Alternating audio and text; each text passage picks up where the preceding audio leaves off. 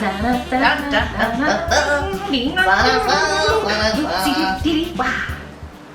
Caitlin and Danielle from Our Time of the Month. and today we're bringing to you some cozy, comfy book reviews and things we want to read. And a very important question about your car's limited warranty. I like this look you got going on. Thanks. You look real cute. Do I look Sporty spice. Do I look rich?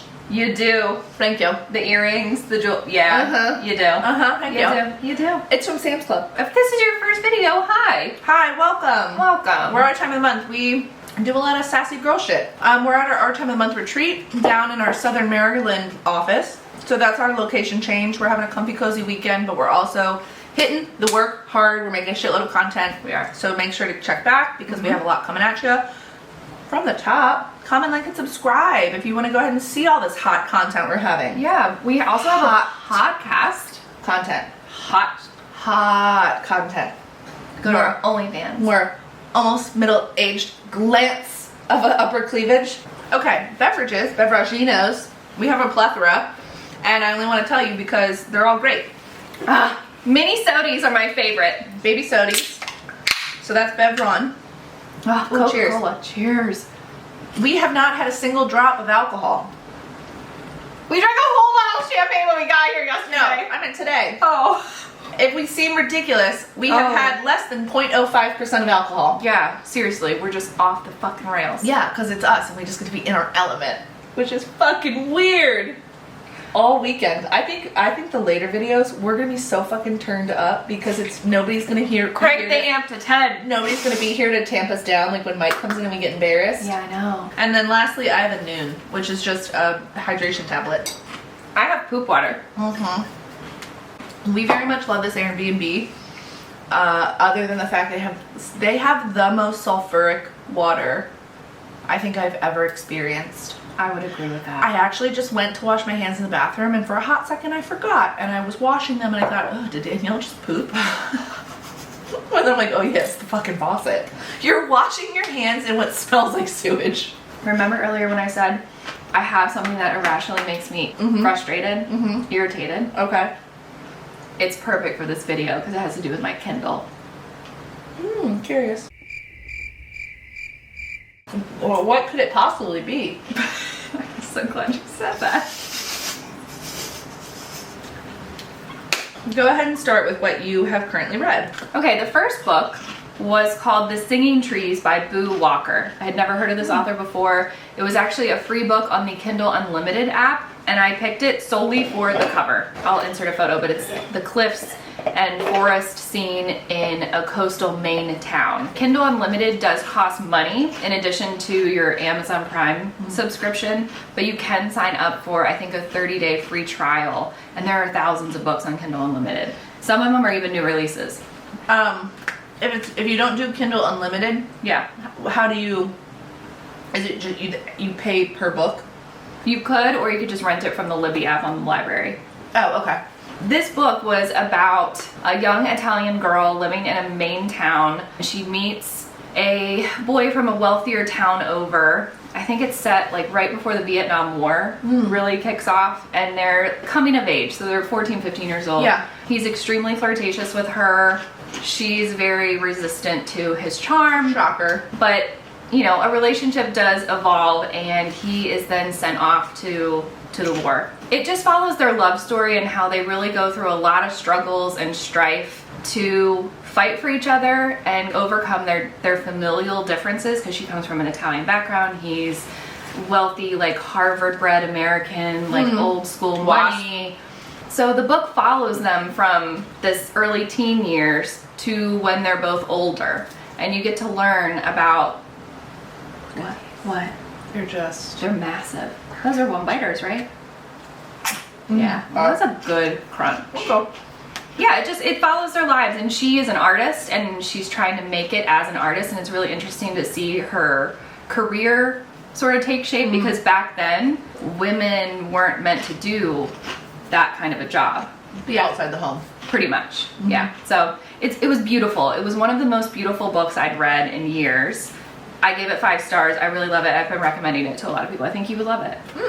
I'll read it. It's interesting. It's really interesting. Like highs and lows. There are sad things and happy. So, like I mentioned, I've only read 2 books this year, and I've read both of them within the last 30 days. So I think I'm sort of kicking back off into my reading. You think it's weather?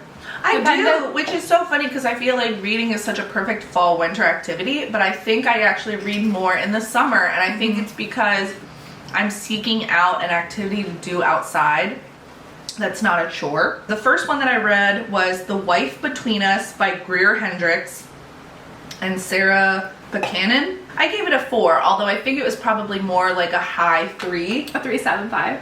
Maybe a little higher, like a 3.8, 3.85 maybe. Wow. Yeah, the decimals are getting really specific. So I found it a little confusing.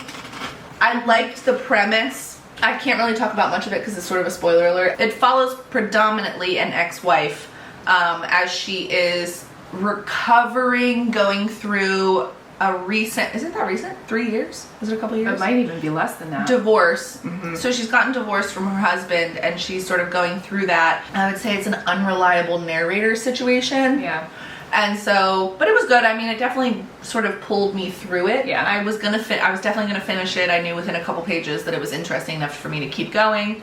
I like that it showed 2 women that are like, strong women who are making decisions and like following their motivations, even though it hasn't always been the best situation. And then the end is a little, girl power. Yeah. Spice Girls. The word I would use to describe it, gaslighting. The whole book is just fucking gaslighting. Which is kind of good if you've sort of been burned by that in other relationships. You can sort of like, be like, hell yeah, lady. And then also I like that there really isn't any romance in the book. Yeah. That I feel like in a lot of books in this scenario, there would always be like a helpful neighbor that while she's doing all this like investigating, more suspense, thriller kind of stuff, there'd be like some guy that she's also in a parallel timeline falling in love with, and at the end when she she triumphs and then she also like gets the guy. Yeah. There's none of that. Her win is for herself and herself only. Yeah. And that's the part I really like. That was interesting. I think it's interesting that 2 women write the book together. I Just don't like know Christina how. Lauren. There are a couple sets of authors that do that, and I find it fascinating. I actually You wanna didn't try it? No.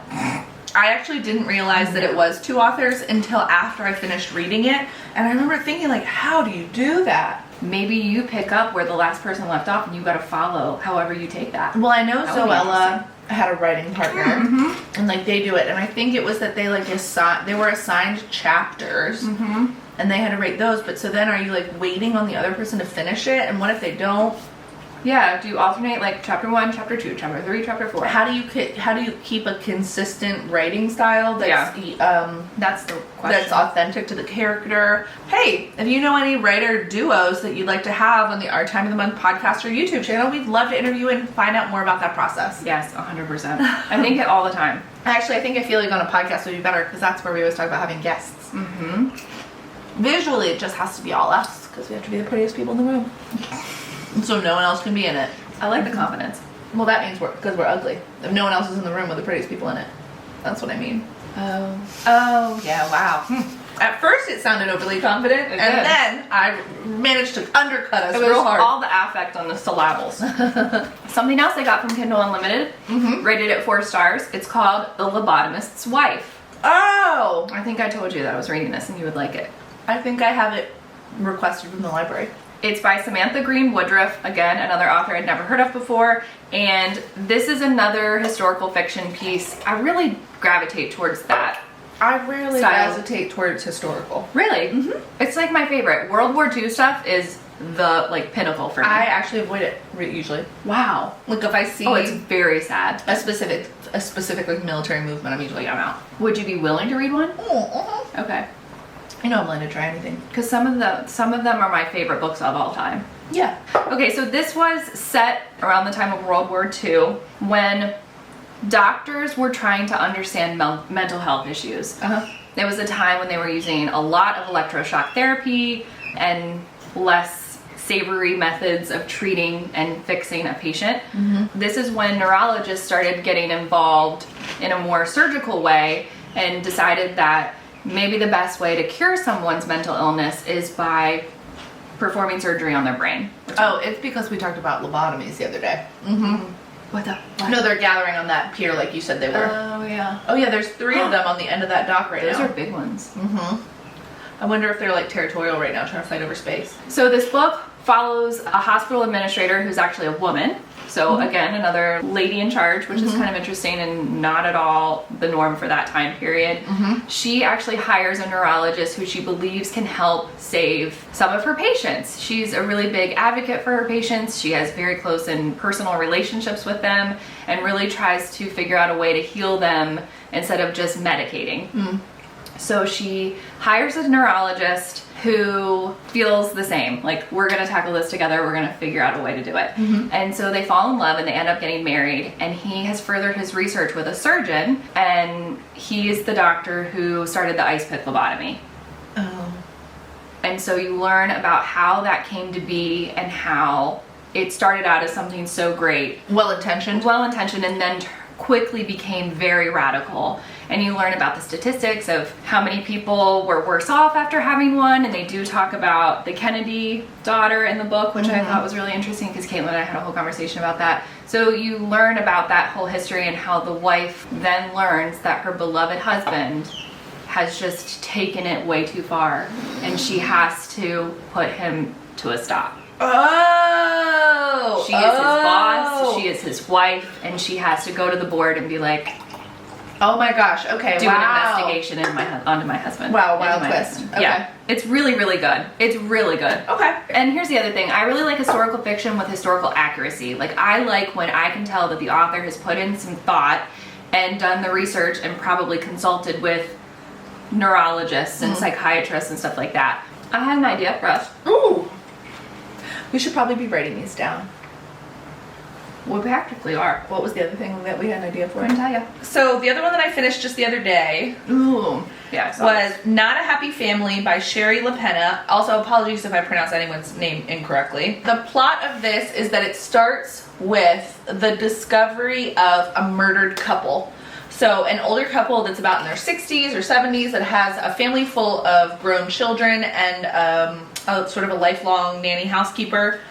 They are discovered to be murdered by the housekeeper on like a Tuesday morning, dead in their home. Very violent murder, and like they have no idea why. The husband and father doesn't really have any enemies. Like, no one could figure out why anyone would want to kill him. They didn't describe him as like a particularly warm and fabulous dad. In fact, it was kind of apparent that he wasn't, but that didn't necessarily make him a murderer. And then very quickly, some odd circumstances and things have everyone believing that one of the siblings has murdered the parents, possibly all of them together. They all also suspect each other for different reasons. And then also, like, the housekeeper plays a role in the whole book. Like, she's present throughout. I think her name's Irina. But I did really like it because, one, I feel like my family went through a really big shift last year, and there was like a whole sort of conversation about power play and like sibling manipulation, and they describe all of these. They describe how they were brought up, and they describe some of the more complex aspects of their home life when they were children. And the favoritism. Like, I think one of my favorite quotes was the housekeeper, and it doesn't mean anything about anyone, but she says, like, I know how they are. And so she can't explain why she would possibly ever suspect these children that she's raised their whole lives as if they were her own. Yeah. She still suspects that, like, one of the children has killed them. She has no idea which one, but if one of them even did it. And then there's also additional twists and turns, and it's a very complicated web of both familial and friendship ties. It's a good read. I mean, I think I read it in like 4 days. Okay, another book that I really, really loved, I think I gave this one a 5-star, was called Once There Were Wolves. Ooh, wolves? Wolves. Once There Were Wolves. By Charlotte McConaughey. Should it be McConaughey? McConaughey. That's what it's McConaughey. Okay. Because it's a double C. Yeah. She was the author of a book called Migrations, which I actually read last year and I really enjoyed. So I knew when she wrote this one, it was going to be a hit. I loved it so very much. It was a little bit of a dark read, There are trigger warnings with this book, so look them up because I will not be able to remember every single one of them. There was definitely assault and physical and sexual trauma. So this book follows predominantly a woman who has worked as a biologist, and she's working to reinstitute a pack of wolves into the Scotland Highlands. Say it right. Scottish Highlands. Wolves. The wolves. Yeah. The wolves. My husband says wolves. I love it. It's my favorite fact about him. That's your favorite. Wolves. Like hooves. That, and then on the other hand, the fact that he regularly does like actual math and equations. Yeah. So it's wolves, and then it's finding out that there are Albert Einstein. adults I know who part of their job really is algebra. Yeah. Because it's I feel like- wild. I wouldn't know what the fuck to do with that. Well, because I feel like a common thing is everyone's like, I never needed that math they made me learn, but that Yeah, it's like all motherfucker the is time. actually doing it. Pad and paper. Yeah. Wild. Longhand math. I've never, Longhand math. He shows his work. I've never. Do you used to get in trouble for that? I did. Yeah, of course. Oh, squirrel. Wildlife. I read this book that I really liked. Let me Cool. tell you about it. Yeah. It was called Once There Were Wolves. Wolves. It's by an author called Charlotte McConaughey. McConaughey. McConaughey. Conaughey. McConaughey. McConaughey. McConaughey. That's the problem. We're putting a G in it. Yep. Like McGonagall, that's why. There are about 10 or 12 different wolves, and the townspeople are up in arms about it. They're completely resistant to it. A lot of them own farms. They're worried about their livestock because that is their livelihood. And so this biologist and her team have to be very hands-off while also monitoring the wolves very closely.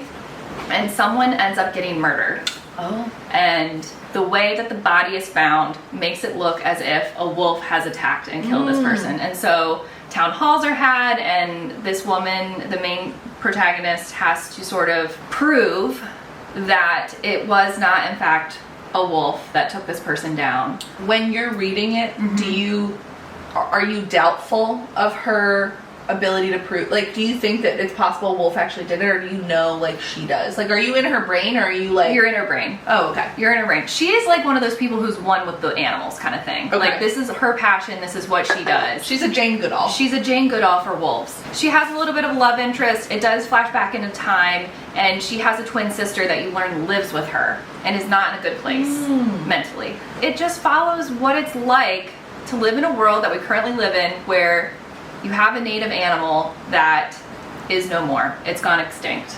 And so Charlotte's books, she wrote another book about birds, about Arctic terns, which was really fascinating. Highly recommend that too, called Migrations. She really puts a heavy focus on the effects of what we as humans are doing to the world and how it directly affects the environment and the ecosystem and the food chain, just all of it. It was neat to see that, you know, a lot of vegetation that had been gone from the deer then came back, and they got trees back that the country hadn't seen in 100 years and stuff like that. So it's just really, you know, circle of life kind of thing. It's a bit sad, and it is a heavy read, but I loved every second of it. Okay, so those are all the books I read this year, so I can't share any more that I am currently reading. But since I knew we were coming here, and I thought, oh my gosh, I'll get so much reading done in between all of those videos and podcasts we're creating. Yeah. And so I went on an absolute library requesting binge. A real bender. A real bender. So I ended up requesting, I think, like 20 plus books. And I was waiting, and I thought, oh, there's only 3 of them ready. Okay, that's fine. They're not even really the ones I wanted. I almost forgot to pick them up before we came down here. Long story long. I remembered, stopped there, go to grab my 3, and I was like, maybe I'll have gotten a couple more. 16 books. Really? 16 books from the library had arrived. Good. A lot of them are brand new books to the library. So I brought 3 of them here, 4 of them here actually, and then I can talk about a couple, but I don't need to talk about all of them because it's a lot. This is called Night Shift by Kiari Ladner. It's a haunting, compelling debut novel of complex female friendship and its obsession. Oh, it's because it's about us. Following one young woman's decision to abandon her normal life and join the otherworldly, nocturnal existence of London's night shift workers. What is she, a vigilante? No, she literally like works a night job, but apparently it's the nocturnal, otherworldly existence. But she has a preoccupation with Sabine. Oh. But yeah, so I think it's about a girl who meets a woman that she becomes obsessed with. Oh. And then like falls into her obsession with this other woman. Curious. I think it's a little Fatal Attraction-y almost. Do let us know how you get on with it. Will do. I've also got a really long list of books I want to read. I both use the library for physical books, but then I also like to download books from the library on my Kindle. You can do that on the Libby app, Libby. It's super easy, it's free. I oftentimes can get books on here before I could get them in a physical form at the actual library, which is kind of nice. So the first one I had is The Diamond Eye, and this is I think it's a World War II historical fiction book by Kate Quinn. Kate Quinn wrote The Rose Code, and she also wrote The Alice Network, which was one of my favorite books last year. Oh. Really, really loved it. It was about female spies during the war. Oh, I do like that. So this one, it says, it's a World War II tale of a quiet bookworm who becomes history's deadliest female sniper. Nice. But I requested it because this woman is a historian who works in a library. Oh, And she becomes this deadly badass sniper woman. Oh, so you haven't read this one? No, it comes out March 29th. Yeah. So these are my to be read lists. Oh, okay. I went through and was like, I know Kate Quinn is one of my favorite authors. I read everything that she does. Her books are phenomenal. And again, with the historical accuracy, really love it. Love. Lastly, with me, I have Greenwich Park by Catherine Faulkner. I think this is on my to be read This list. is also pretty brand new, I think. It is. You got lucky on this. I did. Because there's a hold list. I don't know how it somehow cut to me. January 2022. Yeah. It's for Pete. Ooh, interesting. It starts afterward. Oh. At first. Ooh, that's interesting. I didn't even know that. So do we have? the little blurb is a twisty, whip-smart debut thriller as electrifying as the #1 New York Times bestseller, The Girl on the Train, about impending motherhood, unreliable friendships, and the high price of keeping secrets. Ooh. Ugh. Sounds like you're going to have a real thriller on your hands. Helen's idyllic life, handsome architect husband, gorgeous Victorian house, and cherished baby on the way after years of trying, begins to change the day she attends her first prenatal class and meets Rachel. Oh, that was the thing. What? I managed to somehow request multiple, like, woman obsessed with another woman books. Is that the theme of the year? That's apparently my theme of the year. There were multiple books in of the 16 that I got that fit into that stack. Wow. I'm curious. Okay. Rachel doesn't seem very maternal. Are you obsessed with me? Yes. Okay, that's what I thought. She smokes, drinks, and professes little interest in parenthood. Still, Helen is drawn to her. Maybe Rachel just needs a friend, and to be honest, Helen's a bit lonely herself, so at least Rachel is fun to be with. She makes Helen laugh, invites her confidences, and distracts her from her fears. But Rachel's increasingly erratic behavior is unsettling, and Helen's not the only one who's noticed. Her friends and family begin to suspect that her strange new friend may be linked to their shared history in unexpected ways. Oh. Maybe they're long lost sisters, Caitlin. When Rachel threatens to expose a past crime that could destroy all of their lives, it becomes clear that there are more than a few secrets lying beneath the broad-leaved trees and warm lamplight of Greenwich Park. Dun dun dun. Do you think that's Rachel? I'm assuming, but that's so poorly photoshopped, I wish they hadn't. Maybe this is like a ghost. Foreshadowing? This maybe? bitch was murdered, that's the past crime. Solved it! Here's another one I think Caitlin might like. So on my to be read list, it's called Sex Cult Nun. Hell yeah! What? It's the breaking away from the Children of God, the cult. Terrifying. Everyone's heard of the Children of God. That's terrifying. Oh my god, I don't know if I'm trigger warning. I don't even know what's in it, but it's all in it. I didn't realize that this cult had like tens of thousands of followers. Tens of thousands of followers believed this. This was written by Faith Jones, and it says that it's an honest, eye-opening, uplifting, and intensely affecting book that brings life to a hidden world that's hypnotically alien yet unexpectedly Words are hard. relatable. So I'm excited for that one too. I'm so glad you said that. You know how I got that recommendation? How? I was sitting there waiting for my therapy appointment, and my therapist's office has a subscription to Psychology Today, and I was just flipping through it, and it was one of the recommended reads. I'm gonna sign this off and then officially call it 2 videos down, 10 to go. 2 down, 10 to go. 2 down, 10 to go. If you would like to see what else we have on our to be read list, because mine is very long and I'm sure Caitlin has a lot more same. on there, you can follow us on Goodreads at OTM Caitlin and OTM Danielle. Yep. We also post like our little star ratings, although Goodreads doesn't let you give decimal points, which really is unfortunate. Chaps my ass. Really busts my balls. Like, comment, subscribe. Yes. Subscribe. Subscribe. Last video. Watch our next video. Watch all of the videos. You can find us on a variety of platforms, including but not limited to Facebook, Twitter, Instagram. TikTok. Goodreads. Goodreads. Podcast on all of your podcast streaming services. We're there. You can always leave us a review on Apple Podcasts because that's the best place to drive traffic for us, which we love and appreciate. If you have content requests, we're always taking them. If you have thoughts, comments, or concerns, leave them down below or DM us on Instagram. Yeah. We love chatting with you guys. Do you have anything on your mouth? Yeah, you do. Let's show these off. Actually, yeah, love. These are fucking brand new. Brand new. Cracked my package this morning. Yeah, they will be featured in an upcoming video. They are the Tower 28 Shine On Lip Jellies. This is in the shade Wild. I really like that. I might have to get that. And Danielle is in the shade Pistachio. Pistachio. I definitely have to get that. And these were specifically purchased for this weekend. They're like friendship bracelets, but lip gloss.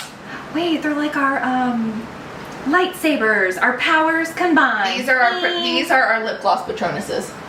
Beat me up. It just feels like it's healing my lips. It does. Milky. Milky what? Milky what? Okay. Wow. Don't stare out at the fucking water too long because it makes you feel like you're going blind. Yes. Wow. Little bright. Okay, ready? Thank you so much for watching. Until we see you next time.